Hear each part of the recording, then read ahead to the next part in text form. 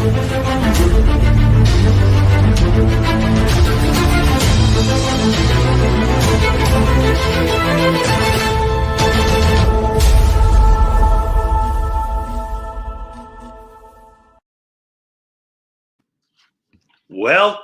back. It's Monday night. It's Damond Talbot, the owner of NFL Draft Diamonds. I've got my sidekicks, Craig Forrestal. He's that sports guy on Twitter. He's actually at that _sports_guy, if you don't know already. And we got our guy, draft guy Jimmy at the bottom, Jimmy Williams. Are you guys ready to hit this mock draft off? We've been telling our followers. Our first night on YouTube, we gave it a run to see what happened. It was interesting. We didn't have the YouTube comments up. We didn't know what we were doing. We were just winging it. It's our second night. We still don't know what we're doing. But you know what? We're gonna have fun with it. We're gonna go through the draft. We're gonna start it off. I don't remember who had the first pick, but we're gonna start it off just like we're normally going to, and we're gonna rock it out. So I hope you guys are ready. You guys see it at the bottom, man. Jacksonville Jaguars are on the clock. This is the thing. The cool thing about our mock draft is we're going to be going right down the line. We're going to be picking the player, going through. We're going to try to make it as, obviously is what we think would be right. There is no trades in this mock draft, so we're going to kick it off. Are you guys ready? Are you guys excited? Yep, let's do it. Yeah, it's going to be fun. All right, so who has the first pick? Jaguars are officially on the clock. I've got the first pick. I mean, obviously, now we have Urban Meyer, who's coming into the league, which is definitely an exciting thing. I mean, and obviously, the pick is Trevor Lawrence. I mean, it's always been Trevor Lawrence. I think it's been Trevor Lawrence ever since he stepped on the football field there at Clemson. I mean, a lot of people knew that he was going to be a future, first overall draft pick, and here we go, Trevor Lawrence and Urban Meyer. There's the marriage, and they're going to go strong with it. So, first overall pick, Trevor Lawrence. All righty, there it is. Jaguars selecting Clemson QB Trevor Lawrence. With that being said, the New York Jets are officially on the clock. Yeah, and so the Jets, they have a new regime underway. It seems like the Jets are constantly bringing in a new coach and find themselves at this position every year in the draft of where do they go next. They got rid of Sam Darnold, which means quarterback is probably the pick, and it's been rumored that Zach Wilson from BYU is the pick, and my pick is going to be Zach Wilson, quarterback from BYU. Oh, great. Man, there it is. You guys see it. Well, I think we all knew that was about to happen. That's probably what's going to happen. But now the real fun begins, man. And I have the San Francisco 49ers. And we all know that you don't give up that many draft picks to come up. And we know they're going quarterback. We just don't know who at this point. We've heard the rumors. We've heard the Justin Fields. We've heard the Mac Jones. We've heard the Trey Lance. Well, you guys, I've been really thinking long and hard about this. I didn't know who to take. I really want them to go Justin Fields. I feel like he'd be the best pick here. But I'm going San Francisco 49ers select North Dakota State quarterback Trey Lance. Trey Lance. So just a little quick recap. We have Trey Lance going third. Zach Wilson second to the Jets, and first is Clemson quarterback Trevor Lawrence. So I think now we've got the draft officially underway. Now we have the Atlanta Falcons on the clock. So, yeah, I mean, I think this is where a lot of the wackiness is going to begin because, I mean, obviously now, we've got 3 picks underway that we already knew kind of sort of were going to happen. I mean, again, I guess that third quarterback was kind of in question there for a little while. The question right here is, are we going to see a fourth quarterback? And, it's very tempting. It's so tempting to take a quarterback because, I mean, you got maybe Mac Jones or Justin Fields here. And, I think, the best guy probably on my board right now is Kyle Pitts. And I think I'm going to stick with my board. I think I am going to take Kyle Pitts because I mean he's such a dynamic player that you can add to your offense. So I got to go with the best guy on my board, which is Kyle Pitts. So um, there you go, guys. Wow, I can't say it was necessarily a sleeper pick. I mean, definitely he was the best player on the board at that point. Kyle Pitts to the Falcons is a great pick. The next pick will be the Cincinnati Bengals. Will Joe Burrow find them some help? Well, Joe Burrow's going to get some help, but it's just not the help that everyone is expecting. I'm not sure if you've seen the picture online that came out last week. The Bengals, they had all their skill players and their top players in a photo shoot. Joe Mixon was in the center sitting on the throne. But if you look to the right of him, there was Joe Burrow and that giant zipper on his left knee. So the smart pick would either be Rashawn Slater or Penny Sewell, but they're going to reunite the LSU combo, and the Cincinnati Bengals are going to take LSU wide receiver Jamar Chase. Ooh-wee. Wow. I love it. Okay. I can't say it's a surprise. I mean, that's a great pick. I mean, the Bengals definitely need help at the wide receiver position. Get them somebody that's comfortable. But that leaves me with the Miami Dolphins next on the clock, and you think Joe Burrow's happy. I know who's really going to be happy is his buddy Tua. So we're gonna just go right into it because the Miami Dolphins, they're not going to waste any time. They're running to the clock, or they're running up to the podium, and they're going to select offensive lineman from Oregon, Penei Sewell, and they're reuniting some poly guys together, man. So we're going to keep it going, and I'm going to select the offensive lineman from Oregon. Just trying to get it all up the scroll for you guys. So I'm going Dolphins, selecting Penei Sewell from Oregon. And what I want to do is I want to try to recap it. So every 3 picks or so, we'll go back in and recap for the people that are coming in late because I don't want people to miss the picks. And, it'll be long as we get through it. So we might have to try to keep going to get them through. I'll try to get them typed up on the bottom so that it'll keep constantly running. You got to work with me, though, because I'm new to this. So first pick from the Jaguars went Trevor Lawrence. The Jets went Zach Wilson. 49ers went Trey Lance. Falcons went Kyle Pitts. Bengals went Jamar Chase. And the Dolphins went Penei Sewell. So the Detroit Lions are now on the clock.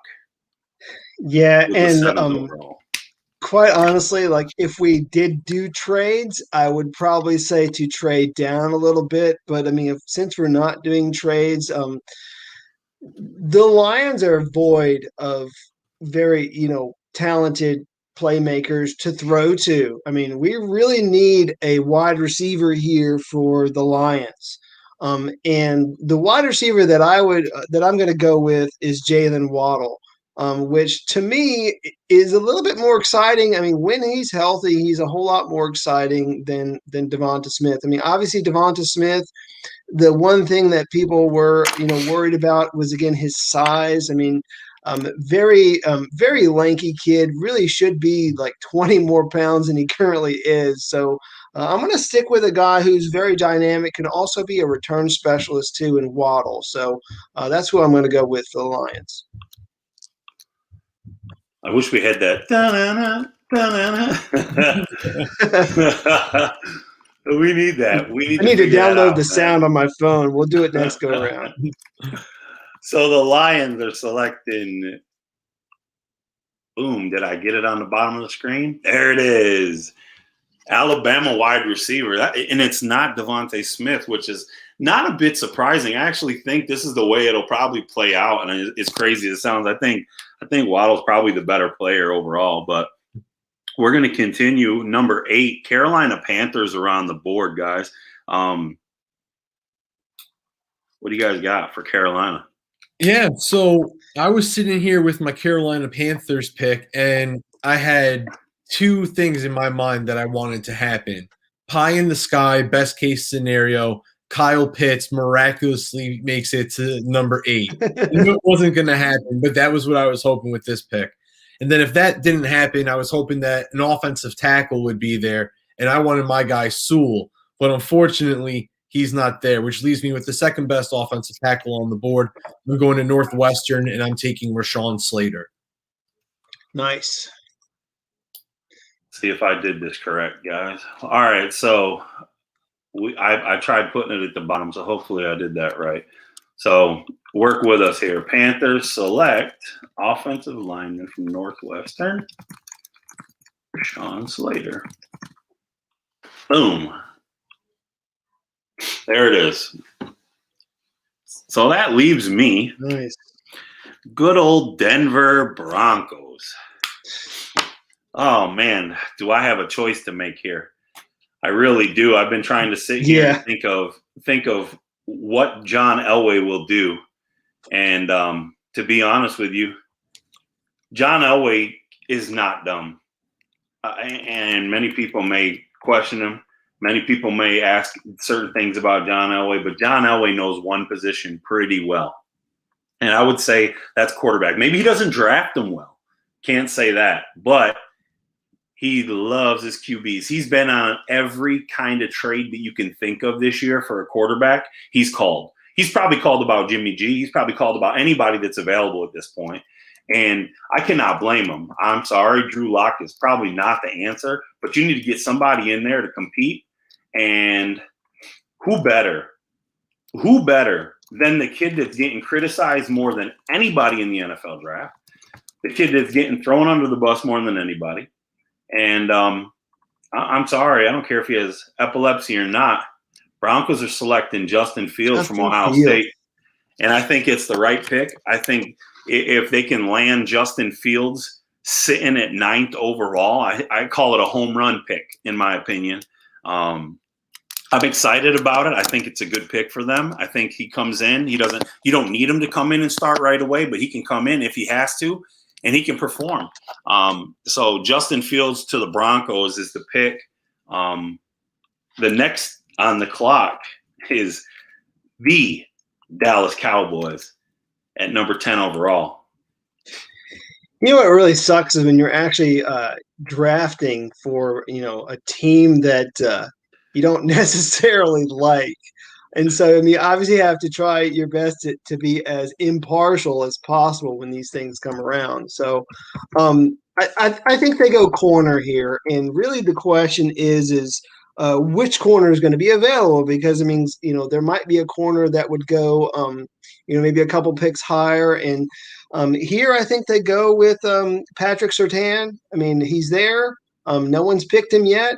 Very, very great athlete, good tackler, was an All-American, just did everything right there for, during his time at Alabama, solid tackler, has everything for you, 39-inch vertical, almost an 11-foot broad jump. Just a very athletic guy. So I would go with him. Dallas really likes their athletic corners, and it's either going to be him or J.C. Horn. So Patrick Surtain is my pick. Man, I'm kind of hurt by that. I'm a Bills fan. I was hoping he'd just keep falling. How come nobody's talking bad about him? Let him slip. Well, New York Giants are on the clock, and there's still some great players sitting there and just waiting. They're just pick me. And will you pick them? That's the question. Well, I think that's what I'm going to do here with the Giants. I see the Giants at this point having the board fall to them pretty nicely. Like you said, Damon, there's still a lot of really talented guys that are available. We just cracked outside the top 10. We're sitting here at pick 11. So whether it's through a trade, it's a very attractive pick, or if you're going to take a player. And I think that the Giants stick to their best player available on the board, and that's going to be linebacker Micah Parsons from Penn State. I hate that so much. Why is that, Jimmy? Tell Well, I mean, why you hate it so much. because I really like Micah Parsons and I don't like the Giants. So, yeah, that's where I sit with it. I mean, Micah Parsons is a pro, man. I mean, he's going to be fantastic. I mean, I hope and pray he doesn't fall to the Giants because, I mean, that would like really make our offense, afraid of trying to run the ball and make plays like across the middle. I mean, it's not a guy that I want on opposite against me. So I hope he falls even further than that come draft day. But Well, that leaves us with the Philadelphia Eagles, and man, I still have some good players, but if I don't take this guy, I think Philadelphia, the city of brotherly love, is going to boo me straight out of the stadium. I mean, they're going to throw cherries at me, and cherry tomatoes, that is. They're going to chuck them at my head, and I can't have that. But I feel like there's a huge need right now at the wide receiver position. They traded down. They probably want to get back up. I think a lot of people have them getting back up, but I think they made the right choice by trading down. I think there will be a good receiver sitting there, and there just happens to be a Heisman Trophy winner sitting there at this point. And I think that the Eagles get their guy, and I believe they get a Heisman, man. I'm saying the Eagles select Alabama wide receiver and Heisman Trophy winner, Devontae Smith, man. That's my pick. I kind of felt like that was going to come. I mean, it just makes a whole lot of sense. So, I guess that leaves me with the Chargers. Do you want to recap first, before we get started here, since we've had a lot of picks? We're going to try to roll this thing over here and see if it works. So at the bottom, I've been working on it. It gives me 200 characters, so I might have to do a couple slides, but I'll try to stick up and going with it. That way people can read and see what's going on. And you'll keep going, I guess. You can go with the Chargers. We have the Panthers right there, and then when that slows down, I'll hit the next one, and it should be straight across, and I'll keep adding to it. So we'll just keep going. We're going with the Chargers next, and you're on the clock, Jimmy.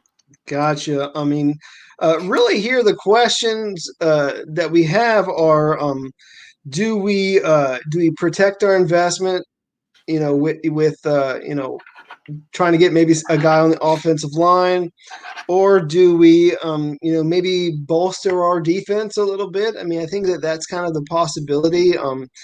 I feel like really what would make a very good pick here for the Chargers would be the linebacker out of Notre Dame, Jeremiah Owusu-Koramoah. That's who I would go with. I'll give you a second there to type that up, Damon, since that's kind of a longer name. But I think he fits perfectly in their scheme. I mean, you get a guy who he covers very well. I mean, for a while there, people were looking at him as like a safety, but I mean, you get more than a linebacker out of him. I mean, you really get a solid overall guy that can go sideline to sideline, that you can use in so many different ways. I mean, he's such a chess piece that you can move around all over your defense. So, I mean, why not get him? Put him in the mix. It makes sense. So just, Jeremiah Owusu-Koramoah. Boy, that was no joke, man. All right. Right. So the Vikings are on the clock. So right now, it's really, really tempting for me to go ahead and take J.C. Horn as he's still just sitting there. But the Vikings, they're young in the secondary. Even though they're not good in the secondary, they are young. So I don't think that they go ahead and they do that. Now, for me, and I think for the Vikings on draft day, it's going to be between Jalen Phillips and Elijah Vera Tucker. But ultimately, I feel like the need on the left side of the offensive line is greater at this point at pick 14 overall. So the pick is going to be Elijah Vera Tucker, offensive lineman from Southern Cal. Interesting. I did think about him, maybe going a couple picks, maybe I did think about him as a possible Chargers pick. So it could go one way or the other, but definitely the right position there in the draft for sure for Vera Tucker. I think he's a solid offensive lineman. It adds depth for them. I think they need that at this point. Not even really depth. They just need anybody to block. So, I mean, you got to protect Kirk Cousins. You're paying him a ton of money. So, I mean, that's a smart pick right there. New England Patriots are on the clock. I hope you guys under the bottom, you guys will be able to follow along with what's going on and who's all being selected. But the New England Patriots is a team that I just cannot stand. But there's a guy just sitting there waiting for him, and I think at this point, I think their biggest need is probably quarterback, and as crazy as it sounds. And, I mean, we had this opportunity where Bill Belichick was at Mac Jones' pro day. Bill Belichick is obviously looking for a quarterback. They're looking for a guy. They only signed Cam Newton to a 1-year deal. So I think they go Alabama QB, man. And that's crazy. I'm not sure. I don't really like the pick. I don't know if he's the future. A lot of people like his quarterback intangibles and all these different things, but I'm not so sure. I'm really in love with Mac Jones as a prospect. What do you guys feel about that? I mean, do you guys like Mac Jones? While I type this up, let the viewers know what you guys think about Mac Jones before we continue, so I can get it caught up. I think that it's a fairly logical or possible pick when you think about the connection between Belichick and Saban. So if Belichick likes to do his homework, he likes to get in contact, with the people that are familiar with the guys that he's interested in the draft. Him and Saban have a nice working relationship. And I saw a clip where the two of them were talking about draft philosophies on the documentary that they did together. And Nick Saban said something about being an and or a but guy. And an and guy is a positive thing. A but guy is a negative thing. And then him and Belichick agreed on that. So I know Mac Jones has the DUI in his background, but depending on what the word is from Nick Saban, that might be the green light for the Patriots to go ahead with Mac Jones. Yeah, I don't mind the Mac Jones pick here. I mean, I was running a couple, simulations myself here, and quite honestly, I don't mind it because, I mean, he's a guy that really doesn't have to start. So, I mean, he doesn't have to start, and he could sit behind Cam Newton, learn that offense, and then boom, like come out there, maybe later in the season or next year, and have it all, have it all committed to memory. So it makes perfect sense. Good. Well, we're caught up. We've got it all caught up here on the ticker. We have the Arizona Cardinals next. And the Cardinals are on the clock. My feeling with the Cardinals is, they used to have a very elite corner in Patrick Peterson, who is now gone. And so you really need a solid starter on that team. And one guy is sitting right there for you in J.C. Horn. You got to take him. I mean, you got to take him because he is probably the best guy on the board, first of all, and he also fits a huge need for you. I mean, one of the other possibilities that I had, we did talk about Vera Tucker. He would have been a decent choice for them as well. You got to go with getting a corner, getting a corner to go out there and be that shutdown corner that you used to have that you've now parted ways with.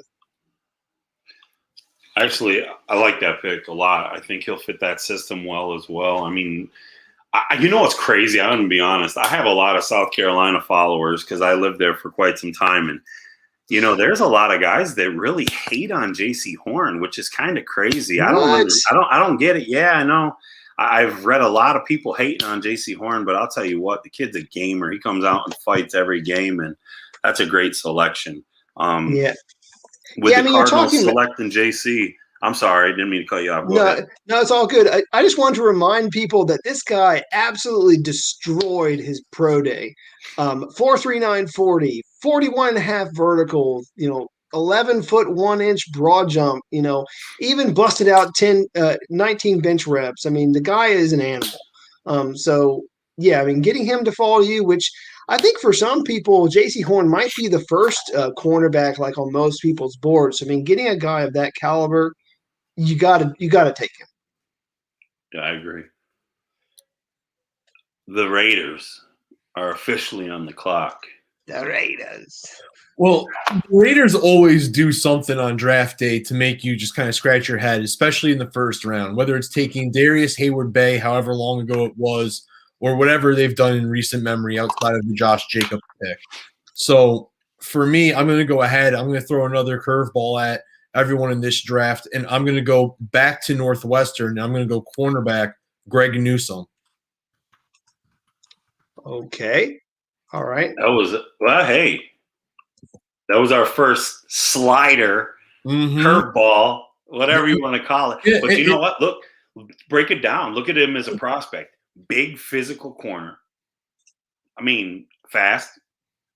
He does have the injury concerns in his background.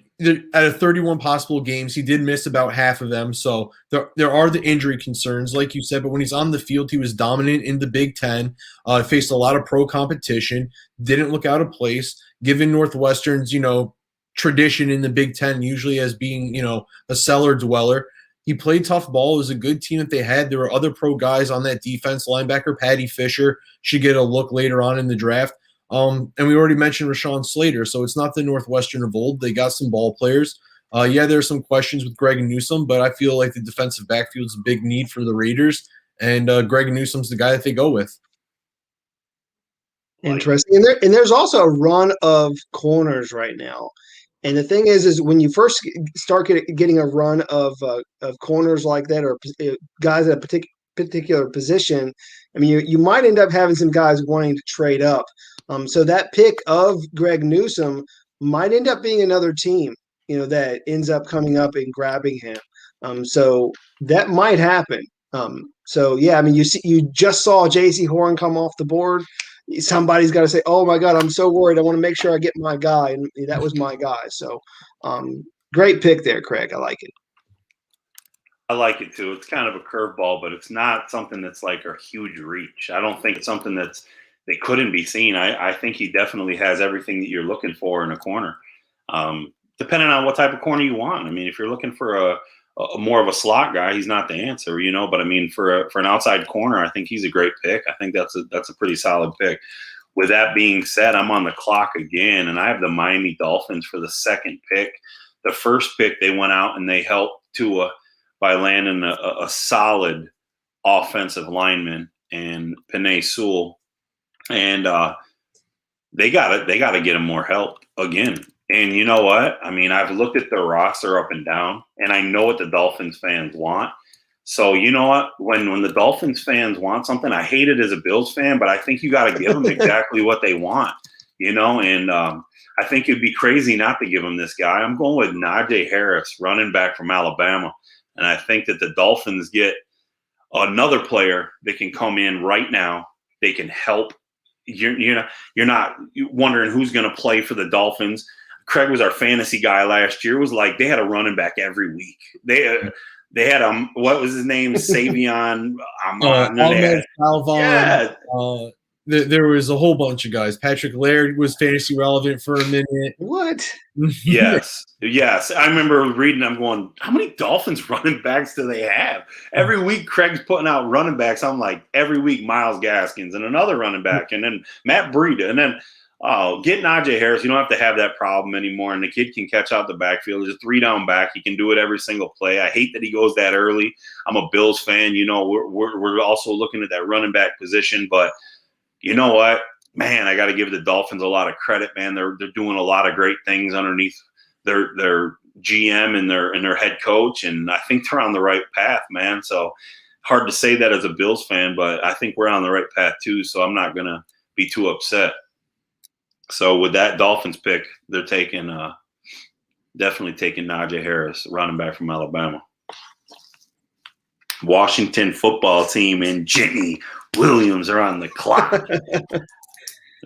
Well, just a note before we get to this pick. I mean, we have yet to select a guy on the defensive line. We've yet to select an edge rusher or a defensive tackle.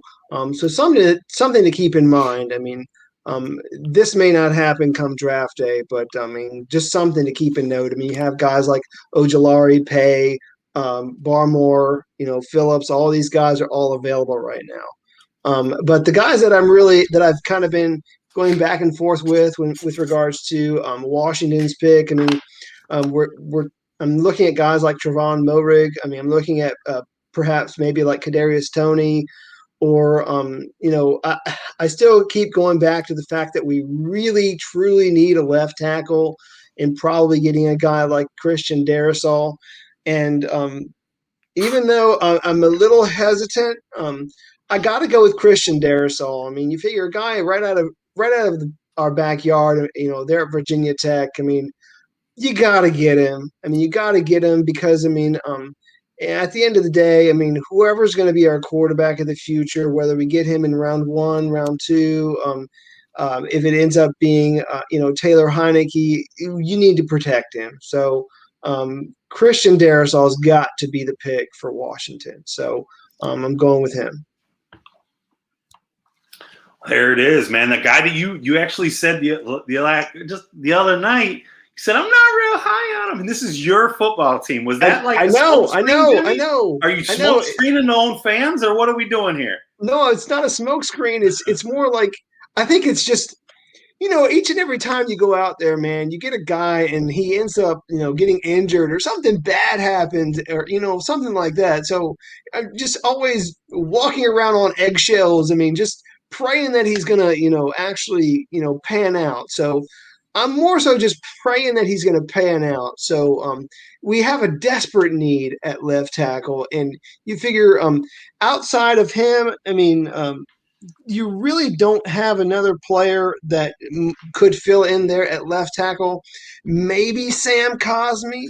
It really depends on how you feel about him. But I don't think that he would go this high. I mean, you got to go with Darrisaw. I like it.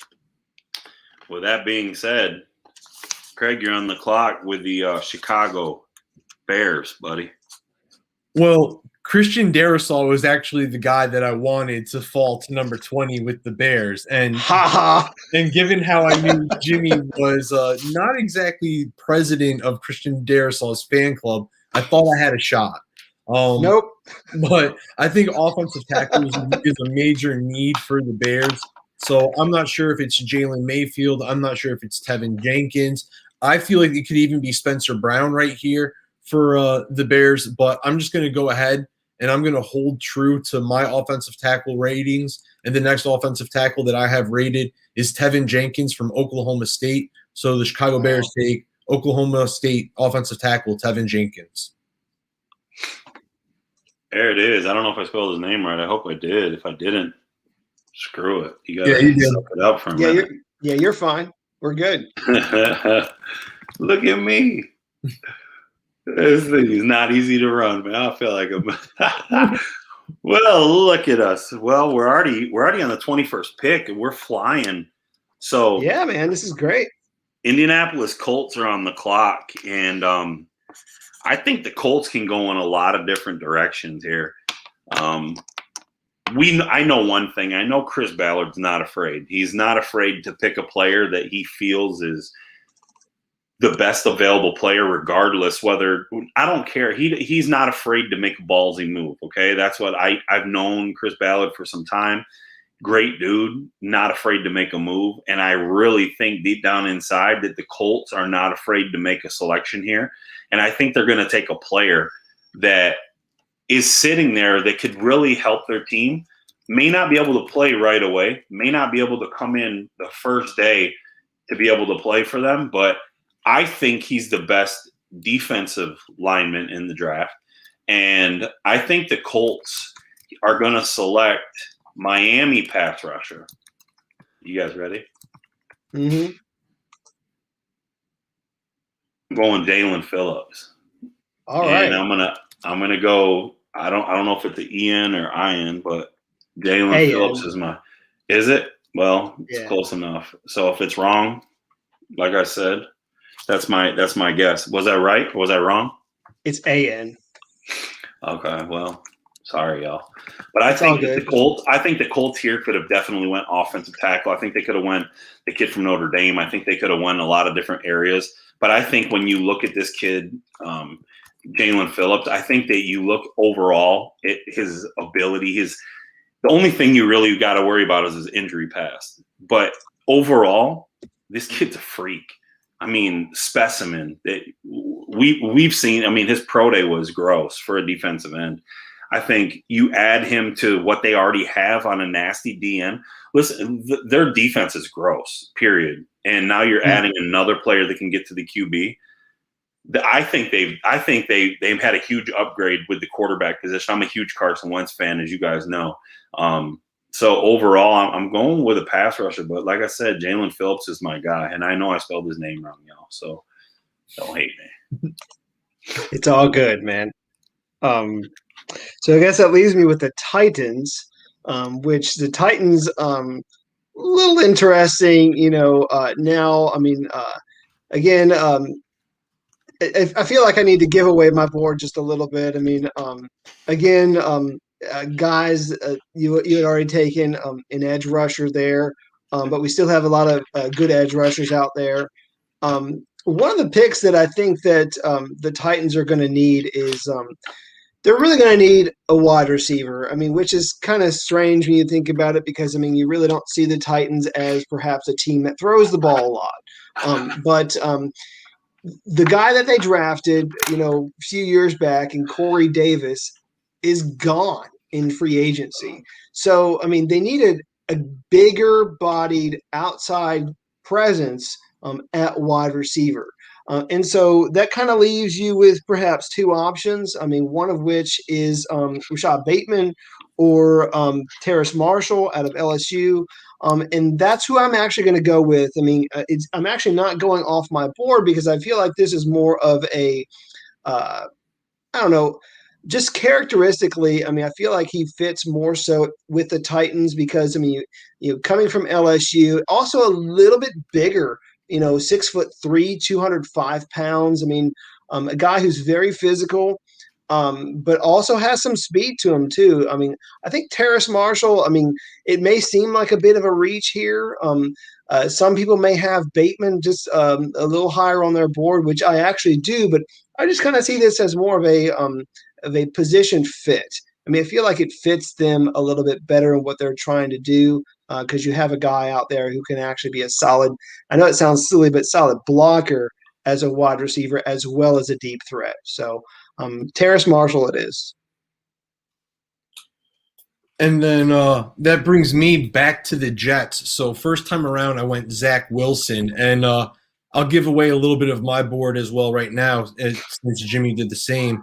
I still have two players in my top 10 that are available right now at this pick. And I'm actually trying to decide between my number 9 and number 10 overall player, which is Caleb Farley, cornerback, Virginia Tech, and Gregory Rousseau, defensive end, edge rusher from Miami. I feel like either one of those picks fits what they need, but I'm going to go with Caleb Farley. I feel like Caleb Farley is that big defensive back, that big corner that can come on over and kind of give the Jets what they had over in San Francisco with that defense that Robert Saleh is bringing over. So I'm going to go with Caleb Farley. Actually a steal. Steal of the draft right there, in my opinion. Caleb Farley fallen all the way to the New York Jets at 23. That's an amazing pick. I don't, minus the back injuries. That one. Yeah, but without the back injuries, he's a top 5 pick, top 10 pick. Mm-hmm. You know what I mean? That little back injury kind of threw that little issue in there. Is he going to fall? Where's he going to go? I think overall, though, I think that's a steal. I hate when my teams in my division get better, but that's a great pick. That leaves Pittsburgh and me on the clock. And you know what? I'm going to show a little bit of my hand. Oh yeah, my turn to get fun. So I'm going to do the recap at the bottom of why I go and do this, but I think that the Steelers here, I was sitting here trying to think of what the Steelers could use that would be a huge upgrade at what they have. They lost James Conner in free agency, which to me, that's really a huge loss, in my opinion. I think adding Juju back helps them out on offense. If you look at their offensive line, they could probably use an O-tackle if Villanueva ends up leaving in free agency, which he probably is going to end up on the Ravens. That's what it looks like after the draft. With that being said, where does he land? Who lands where? You know what I mean? And I think that the Steelers, I think you can find some decent value at offensive tackle later on in the draft, but I think there was only 3 great running backs in this draft. And I think if you want a running back, one's already off the board. We know that the Dolphins selected Najee Harris. And I think that the Steelers are going to go right back. But here's the problem. You're in Pittsburgh. It's cold. You can't have a running back that's skinny, that's running the ball. I'm sorry. He's not going to last in that cold weather. And I don't think Travis Etienne's the guy, as everyone says. So I'm going against the grain here, and I'm picking a running back that I feel is the second best running back in this entire draft. And I'm taking with the Pittsburgh Steelers, I'm taking North Carolina running back Javonte Williams.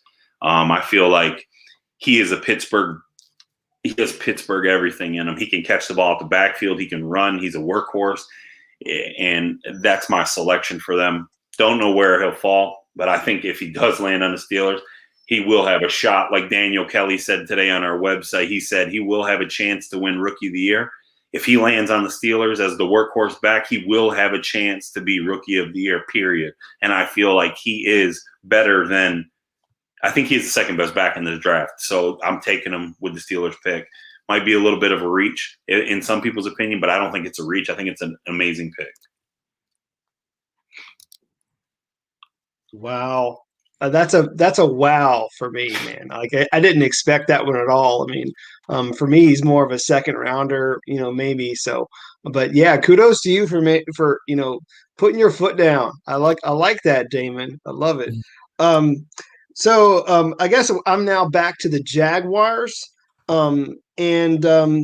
Really here, there's so many different ways that we can go with this pick. We can go safety, edge, running back. I mean, but per our mock and what has happened, I mean, I would be silly if I didn't take an edge rusher because there's not too many of them that have been selected yet. So, I mean, I got to go with Kwity Paye. I mean, some people may not, like Kwity Paye, but I feel like, again, I mean, right now, sitting on my board, I mean, he's the best guy on my board right now. So you pretty much have a guy with a lot of strength and size that he can be used, as an edge rusher. Really did a great job at his pro day, 4.52 speed, 36 bench reps, which is fantastic, almost a 36-inch vertical. So, I mean, very athletic guy. And I got to go with Kwity Paye. I got to, stay true to my board here. So. That's actually an amazing pick. He shouldn't have fallen that far, but people are questioning whether or not he's versatile, what he can do. He's been posting little videos just showing people like, look, man, I can do it all. Don't play with me. And he's pretty amazing player. So Kwity Paye, that's a great pick. Cleveland Browns at 26 are on the clock. The dog pound. Gregory Rousseau. Did you hear me? Gregory Rousseau. Not even waiting, just running you are running up. Now, wow. Why do you pick him so quickly? I want to hear this. I'm a big Gregory Rousseau fan. See, he was a safety pretty much all through high school, didn't really transition to the defensive end position until he got to the University of Miami. That redshirt year was spent on the practice field, really learning the ins and the outs of the defensive end position while getting his weight up. You saw what he did in his one season of production with the Hurricanes. He led the nation in sacks. You just look at the tradition of defensive linemen and defensive players that have come out of the U. It looks like it's a program that's coming back. They had a little bit of a talent void by their definition and their standards recently, but it looks like that talent is back. For me, Rousseau, he's 6'6", 260. Now, he's not the freak athlete that Jalen Phillips is, but he's still an above-average athlete. He's not going to be out of place in the NFL. I feel like he has enough speed and power to match up against offensive tackles, and I feel he's a great complement to Myles Garrett on the opposite end. I'm not mad at you. I loved him. I was hoping he would fall a couple more picks, but it didn't happen. So I gotta just suck it up now. Thanks for making me go to the drawing board again. But Yay! hey, what an amazing pick for the Browns. You know, I'm up next. I have the Baltimore Ravens, and I think that they can go in a lot of different ways. But you know, they're an interesting team because they do follow their big board, but they also go for need, and they're pretty smart when they draft.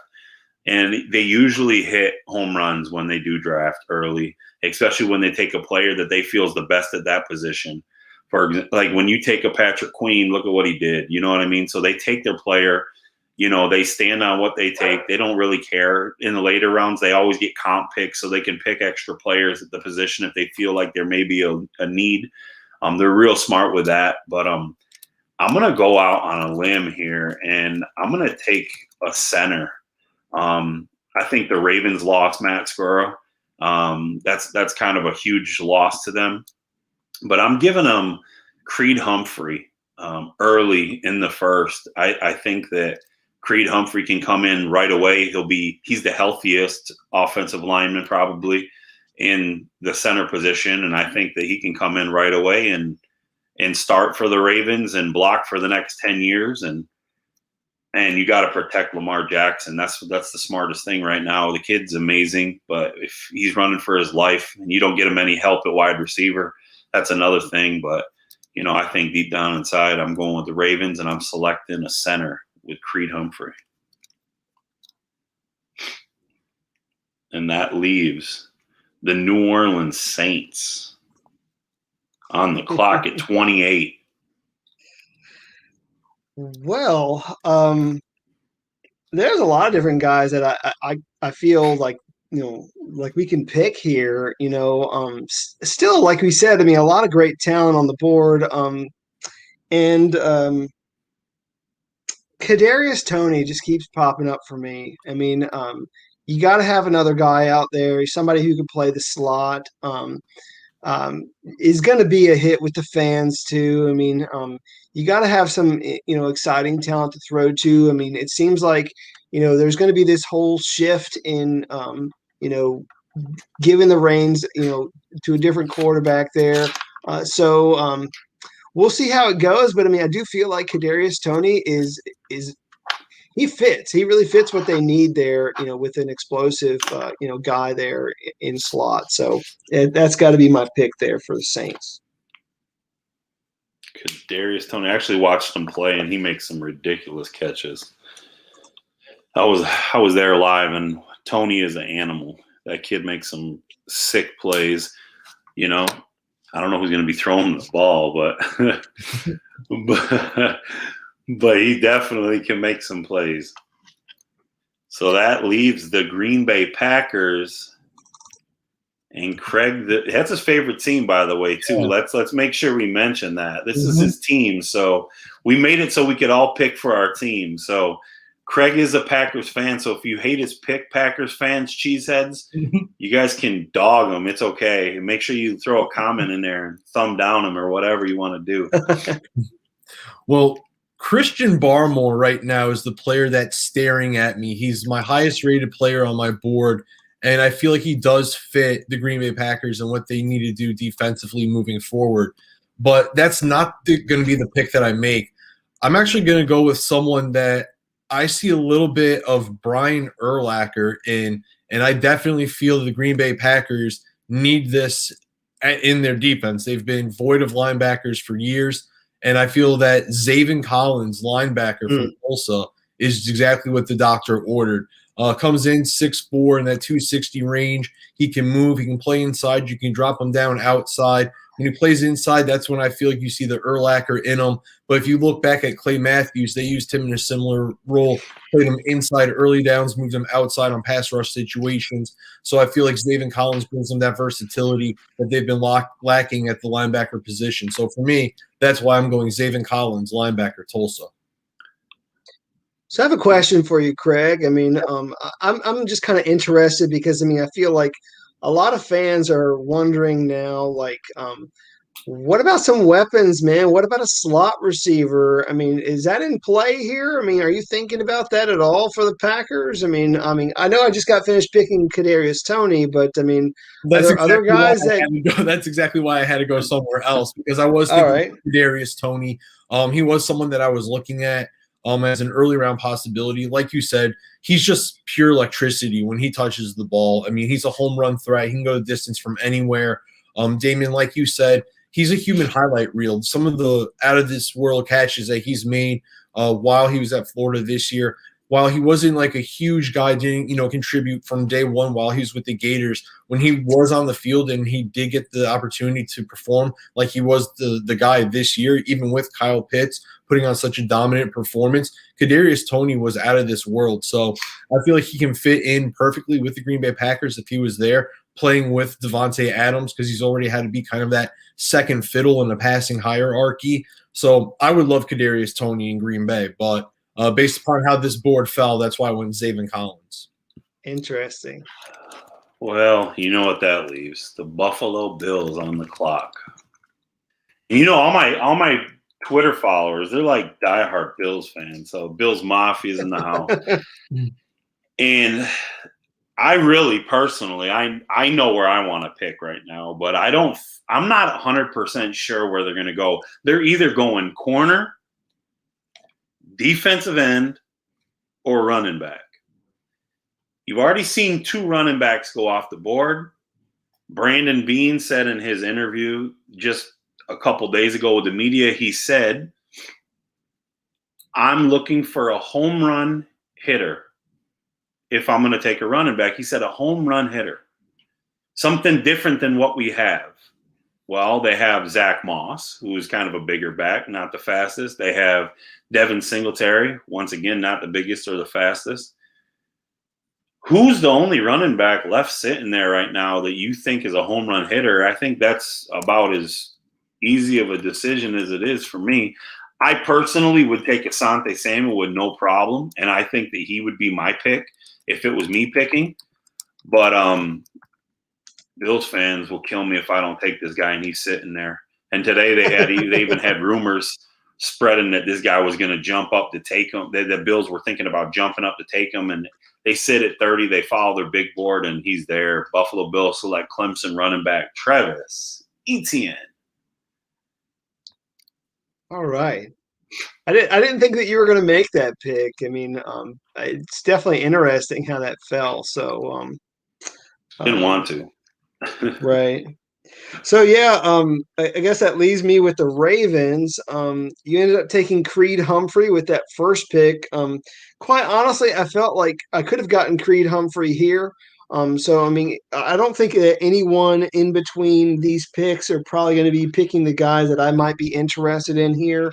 One of the guys that I was looking to maybe get was Tevin Jenkins, which in this draft he's already gone.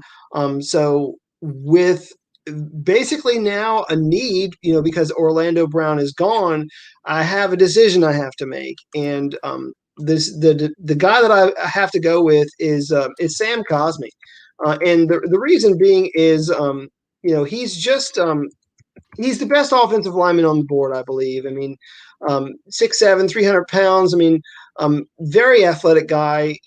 Ended up running his 40 in like a 4.84, which is fantastic with 36 bench reps. And one of the reasons why I like him here is, immediately he adds depth. Probably one of the more athletic big guys on the board. And he can play either position, right or left tackle, which again, he might end up playing right. More than likely would be playing right in this scenario. So I got to go with him.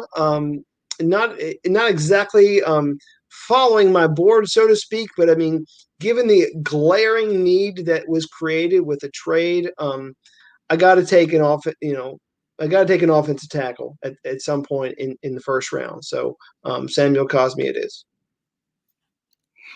Good selection. That leaves us with our final pick in the first round. We made it through 54 minutes. Craig's on the clock with the Tampa Bay Buccaneers.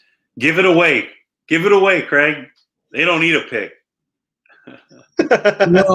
right now, I'm looking at my best player available, and it's Christian Barmore. And I'm thinking, how does he fit with them? And I can't really think of a way where he fits with them right now. I don't necessarily see him fitting in Tampa Bay. I just don't, for whatever reason. I just don't feel him in Tampa. But I said this the other day, and I'll say it again. Drafting in the first round, you get that 5 years on the contract if you want it. The only quarterbacks on roster are Tom Brady and Ryan Griffin. Tom Brady is the ageless wonder, so I'm not saying you need to replace him. I'm saying you need to replace Ryan Griffin as your backup.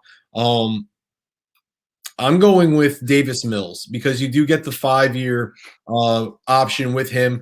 I feel like Mills has pretty much a similar physical stature to Tom Brady. Not saying that he is Tom Brady. He does have a strong arm. A lot of people say his claim to fame is that he was a high school recruit, didn't really beat out Costello at Stanford. You saw what Costello did this year at Mississippi State. So there are some ups and downs. It's either you love him or you hate him. You're hot or cold with him. I'm hot with him. I love Davis Mills. I think his best football is ahead of him. I think when you do watch certain games, you see all the tools are there. He does have moments of brilliance, but he does also have moments where you see he's a guy that doesn't have a bunch of starts under his belt. But I feel if he goes down, sits around Tom Brady, Bruce Arians, Byron Leftwich for a little bit of time, he gets to learn that system. Like I said, I feel like his best football is ahead of him. For me, Davis Mills is that guy at 32. Interesting. I like it, man. Here we go. Oh, somebody's dogging that pick already. He said, "Ew." That's what he said. So, hey, Craig. I mean, this is one of the guys that I had thought might have actually fit well. I mean, again, you had Barmore as your top guy on your board. For me, it was either Barmore or Trevon Moehrig. Mm-hmm. I probably would have gone Moehrig. Because I feel like that fits them and more of a need. I mean, because obviously a guy like Davis Mills, you're not going to see for at least a year. So do they do the Jordan Love-esque thing that the Packers did last year? I mean, I don't know. Maybe you're just kind of throwing them under the bus a little bit, I suppose, just having those sour feelings from last year. But that's kind of how I would go with it. Who do you have remaining on your board? Who are like your, maybe top 5 or 10 guys that we missed? Yeah, my top 5 that I have remaining right now are Christian Barmore, and this is in order. Christian Barmore, Trayvon Moehrig, Jalen Mayfield, Nick Bolton, and Levi Onwuzurike. Barmore's definitely up there for me. I mean, he was a guy that I was contemplating going with at the Bills pick, but I would say Bateman too. I think Rashad Bateman's definitely got to be up there. I think he's definitely a player that can be selected within the first 32 picks. And I'm gonna go on a limb. I really like Alex Leatherwood. I know that people aren't really high on him, but man, that dude's an animal, man. So if you're looking for an offensive tackle, just throws people around, I think he'd be a good fit. So he's a guy that I have up there. Yeah, I mean, I think Leatherwood could go as high, really as high as the Cardinals, in my opinion. I mean, depending on how they view him, I mean, they have a need there on the offensive line. I mean, there is a possibility to bring him in, but again, the way things fell for us, I mean, a lot of great players fell through the cracks. And, some of those players, I mean, you're looking at a lot of great edge rushers, Joe Tryon, Azeez Ojulari, he wasn't picked. Even Jason Owe, I mean, I think a lot of people by now are probably pushing him to the second round. But very athletic guy. I mean, just, obviously, checks all the boxes. And one of the guys that I thought actually you might ended up taking there for the Packers is I thought you may actually consider, Jamin Davis out of Kentucky, obviously another linebacker that you guys could possibly use. So, yeah, a lot of great guys that fell through. So what do you guys think? I think we did pretty good. I mean, we had some sleepers in there, some guys, obviously we're about as bright as the people drafting. So I'm going to leave it like that. So, I mean, yeah. I mean, We're- we're good at what we do. Right. But we want to know if there's any fans that have any questions, or you guys have anything else. We'll stay on for a couple minutes, answer any questions. I love Austin here. Austin's like, I wouldn't take Farley with the first 29 picks. He says, I think pick 30 would be perfect. The big Bills. I love it. Gotcha. Yeah. What about the? Go ahead. What is it? He said the Steelers chose to let Connor leave. They easily could have retained him, and I agree 100%. But I think you have to replace him at this point. So I mean, when you're looking at the question, when you're looking at how does it all shoot, I mean, you definitely got to consider drafting a running back. I mean, who else do they have? Who's on their bet? I'm a big Benny Snell fan.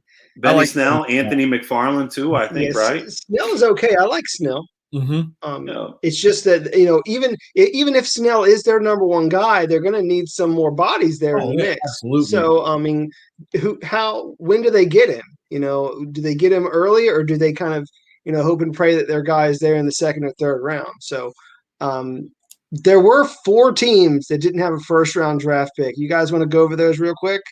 Yeah. So Seahawks at 56, Rams at 57, Chiefs at 56, and the Texans waiting all day long and forever because they don't know what they're doing at 67th overall. So, I mean, they're waiting until the third round to even do anything. They're just kind of sitting there twiddling their thumbs forever. What do you guys think about the Seahawks? I mean, I have an idea there for the Seahawks. What do you think? I want to hear this because nobody can pick a Seahawks pick right. Dude, I don't think anyone's ever guessed one right. Well, their first pick, they never. I mean, it's going to be some kid out of like Canada.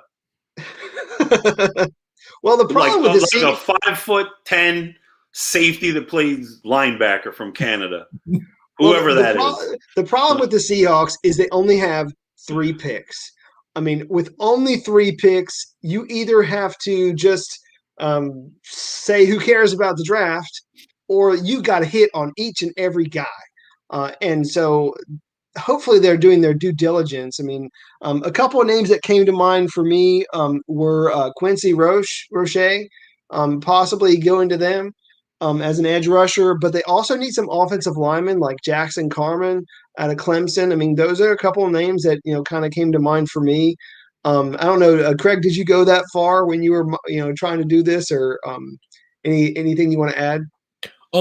With the Seahawks, how you were saying with Quincy Roche, my thing with them with the edge players is, do you think that Joe Tryon might still be available at that point come round 2, or do you think he's going to be more of an early mid-round 2 guy? I think a lot of people love him. I mean, so many people are saying he's going to be a first-round draft pick. I mean, again, this is just us 3 trying to figure it all out on our own. Which, I mean, a lot of those edge rushers fell, and typically edge rushers are a premium, man. Like those guys go early. So I don't know. I don't think it's going to be that way this draft, though. I think this defensive line period is garbage. This draft, defensive tackle might be the worst draft class I've ever seen for a defensive tackle. Next year is going to be so stacked compared to that because there's just everybody waited. I mean, you're going to have an amazing draft class in 2022. There's going to be so many. The undrafted free agents are going to be studs. I mean, it's going to be deep, and I think this. I think I was reading the other day. I think there's only like 600 draft eligible players. Period. Jeez, So we have 600 small schoolers on our list. I mean, right. I mean, that's crazy, but I mean, just thinking of it like that, we do have a couple questions, guys. I know that you wanted to go over them, but I want to make sure we get these in. Josh wants to know, how does Minnesota draft at 14? Shouldn't they be trading down? It's a good question. Well, for this, we weren't doing any trades, but with Minnesota trading down, I don't see it making any sense for them. I feel like the needs on the left side of that offensive line are just too big at left tackle and left guard. I feel that Vera Tucker, yes, his left tackle tape isn't like super sexy, but his tape at guard is a lot better, I feel personally. Could you try to play him at left tackle if you needed to? Yes. I feel like you just play him at guard. And I feel like he's a plug and play, set and forget, leave him alone for 10 years, let him retire, and you don't even have to worry about it. That's just my thing with Vera Tucker. That's why I feel like if he's there at 14, just make the smart pick. Just take it. Don't worry about accumulating the extra picks, whether it's in this year's draft or in future drafts. Just go ahead, pull the trigger on Vera Tucker. Yeah, I agree. We have another question here. The brass bus, they're not playing. They say, do the Bears have enough ammo to move up to take a QB? I think they do. I think they can get it done. I don't be surprised. I mean, Anthony Miller's been on the trade block. I don't think he brings a lot of value in a trade, but I mean, he'd be a great throwing piece for a team that's looking to come back. I mean, I don't know who wants to come back that far, but if Justin Fields isn't selected at third overall, which I don't believe he's going to be selected at third overall anymore, which is crazy. And I'm not listening to these reports that these people are saying. I'm really going with my gut on this. At that point, I think that we definitely, when we're sitting here looking at it, I think the Bears, they have to consider it. I mean, they have to at this point. Andy Dalton's not going to be the answer long term. So now's the time to do it. Or do you just wait? Maybe you wait. Maybe you go and get a Kyle Trask or a Kellen Mond later. What would you guys do in that situation? I'll let you go ahead, Jimmy. I would just hope and pray that, maybe perhaps Davis Mills is there in the second round. I mean, I personally don't think he's a first rounder. I mean, I think that he does offer a lot of, potential. And you just pray that a guy like him falls to you there in the second round. I mean, obviously you got a lot of needs. I don't think it's going to be too difficult to trade up, in my opinion. I mean, either you maneuver yourself, down a little bit more, maybe acquire another second, to give you the opportunity maybe to draft, one of those second, maybe third round guys in like, Mills or Mond or Trask. I mean, that I think is really more so the type of quarterback that you're going to be getting in this particular draft, because again, we're projecting 3, 4, 5 guys, going very early in this draft. Yeah. And for me with the Bears, I just ask myself, why go ahead and take the quarterback this year? Go ahead, ride it out with Andy Dalton, take another 4-12, 5-11 season, whatever it's going to be. Because go ahead and look at the quarterbacks that are there next year. Potentially Spencer Rattler. You got Desmond Ridden at Cincinnati. There are good quarterbacks for next year's draft class. So possibly if you're, now it'll be 4-13 because of the 17th game. But so if you're 4-13, you're going to be sitting there with like a pick in the top 6, 7, 8, absolutely guaranteed for yourself. That could be a quarterback range for you next year. So for the Bears, I think it's just kind of one of these things. You're 4-12 with Andy Dalton. You're 4-12 with Justin Fields or whoever you trade up for. So what's really the difference? Build everything around it, see what you have in place for next year, and then decide who's the quarterback that fits best in that puzzle that's already moving. I love that. Logan Jerkins says, this is my partner too, man. He says, who are the best 3 small school guys in the draft? I'm going to let you guys name 2, and then I'll name one. You guys name one, I'll name one. But y'all go first. Can I name 3 that are not named Trey Lance? I mean, is that fair? Because, let's not name Trey Lance. Everybody knows he's number 1. Yeah, everybody knows he's number 1. Everybody knows because he's the quarterback, he's probably going to be the first drafted. I mean, after him, you got 2 big FCS offensive linemen and Spencer Brown and Dylan Radins. Probably going to be second round guys. And also another guy that I plan on seeing in the second round as well is Quinn Miners. Those 3 dudes, all offensive linemen, are really my top, small school guys at this point. I'm going to go ahead and copy and paste Jimmy's answer, but I'm going to change the font so the teacher doesn't bust us for cheating. But that's exactly my top 3 as well. Like I said, when I was doing my Bears pick at number 20, I feel like Spencer Brown is a consideration for them. When we were talking over the weekend, I threw out Mike McGlinchey as a comp for him based on size, movement type deal, traits. So I'm a big Spencer Brown fan. Dylan Radins, I feel, is super athletic. There are some teams that if you're in a zone-based system, you might even want to experiment with him at guard a little bit if you're in a heavy zone scheme. And then Quinn Miners, I think all three of us can't say enough good things about Quinn. I even thought possibly at 24 where you took Creed Humphrey with the Steelers, that could be Quinn Miners territory. I was gonna do that, but I was like, people will just say, "Oh, they're small school homers." Yeah, But you took Creed Humphrey. You took Creed Humphrey to Ravens. So you took Creed Humphrey to the Ravens, and that kind of yes. If you made if Creed Humphrey had gone to the Steelers, then and only then would I probably say, you know what, if Creed Humphrey's going to the Steelers right at the end there, pick 31 Ravens, I would surprise the world and I would say Quinn Miners. I mean, and I wouldn't even, think twice about it. I mean, Quentin Miners, done, deal. First round draft pick out of D3. Mm-hmm. What up? Yeah, that's amazing. It's crazy, but you know what? I'm gonna just add a player in there. I think that I think Ellerson Smith from UNI. I think he'll impress some people. I think he'll shoot up the boards a little bit. He's a huge kid with athletic ability. Don't sleep on Christian Ellis from Idaho, and he's a linebacker. He entered in the draft without an agent. If he doesn't get selected, he can actually go back into the NFL or back into Idaho and play his final year, which is kind of pretty cool, but it's a flaw. It's a little, they found a loophole in the NCAA bylaws. So that's a player that I think could go. And both his dad and his brother were NFL players.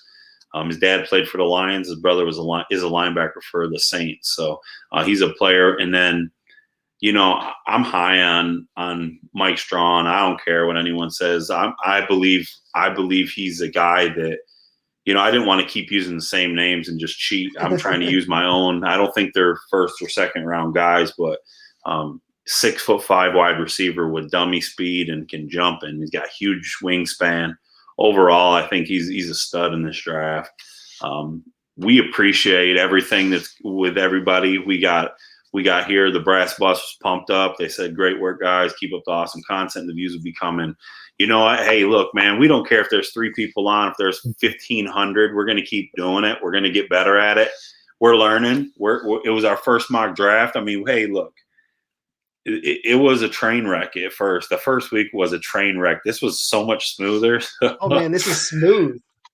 Yeah, it was a lot better. So, you know what? Hey, we appreciate you guys, and we'll go, just make sure you're following us on Twitter. They have their handles on them. All of our Twitter handles are up there. We talk draft. We'll probably be putting out our last big board here any day, and it'll be updated. You guys can go to, I think it's on Fanspeak, right, Jimmy? It's Fanspeak's our big board where you can use, if you're doing a mock draft, you can actually go in and use our big board and pick your players for the draft. We're going to continue to put out draft content like we have. 2020s a year that we're going to be super heavy in. I mean, we've already got contacts. We've already interviewed half of the guys, I think, once. So we'll be coming back, interviewing them again. We'll have them on That Sports Guys podcast, which is Craig's podcast. He's been crushing it over there. Make sure you guys subscribe, like his channels, go check him out. He's putting his stuff on YouTube and it's on Anchor and on Apple, if I'm not mistaken, correct? Yep. And then Jimmy does a lot of the prospect interviews. He'll be dropping one tonight. Brady Breeze from Oregon will probably be coming out a little bit later. I got to upload it, and that'll be coming out. And it was an amazing interview. He's been doing Zoom interviews all year. He's been crushing it. And hopefully we'll see what we can do. We do have a family member of a player, and they say, we need to get Shaka on. Y'all know Shaka Tony, man. We got some family love in here. We'll definitely get him on. Don't worry. I mean, you tell him, man. We'll invite him in. We got another box. We'll throw him up here. We can do it. And he's a stud too. And we wish him the best of luck in this draft process. And we're excited. I mean, I think it'll be fun. Hey man, the Chiefs need an edge rusher. I mean, somewhere down the line, I mean, he might end up, being in a Chiefs jersey. That would be an interesting. And if he goes to the Super Bowl, we just got to go. So I mean, we're part of the family now. So I mean, if he comes on, we're like family. We're there, front row. Right on, man. That's good time. But no, man, thank you guys so much for watching. We'll continue doing this, and hopefully it will grow. And make sure you guys subscribe to our channel for YouTube. I mean, we're slowly growing, and we'll continue to put out solid content for you guys. And hopefully you guys will continue following. All right, look at this. He loves talking football. He looks great. Added 10 pounds since the senior day. Gotta love that. Nice. Hear that? There you go. Breaking news. He's added 10 pounds. I like my Penn State guys. So I'm all about the Penn State guys. I mean, I love a lot of their talent there. I mean, I feel like their training staff there is really one of the best. I mean, they're able to help their players year in and year out, like dominate their pro days. So, yeah, I mean, you have any guy out of their program is going to blow up. You mean like Oweh in his pro day, absolutely just wild. So yeah, I mean, getting a guy like Tony, yeah, any team would love him for sure. So I agree 100%, man. And I appreciate you guys for coming back on and doing this again. We're going to keep working out the kinks, and one day at a time. The draft's coming up, a couple days away. Who knows? Maybe we'll have to do some reactions. Maybe we'll have to get on after the draft and pull our hair out. Wait, I don't have none of that, but I'll pull your guys' hair out. We'll figure it out. So we appreciate everybody for watching, and continue to make sure that you just subscribe, check out our stuff, and just keep following, man. We appreciate you guys, and we thank you. That's it, man. Signing off. Take care, guys. Thanks for coming on.